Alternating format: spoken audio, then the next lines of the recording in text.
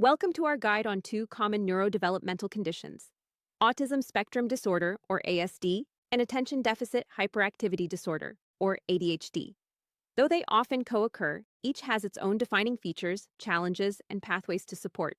ASD affects approximately 1 in 54 children and is characterized by differences in social communication and restricted, repetitive behaviors.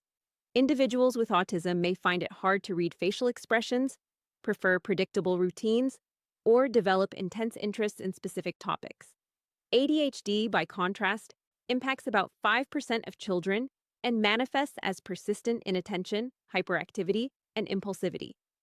Adults can also experience ADHD, with nearly 3% meeting diagnostic criteria later in life. In autism, you might see limited eye contact, difficulty with back and forth conversation, or sensory sensitivities such as distress at unexpected noises. In ADHD, look for trouble sustaining attention, forgetting tasks, fidgeting, or blurting out answers before questions are finished. Although distinct, both conditions can involve executive function challenges like planning, organizing, and shifting attention between tasks. A Venn diagram of ASD and ADHD reveals shared traits: impulsivity, difficulty with flexibility, and sometimes sensory issues. But the core of ASD centers on social communication differences, whereas ADHD's hallmark is regulation of attention and activity level. Clinicians carefully distinguish the two using detailed developmental histories and symptom timelines.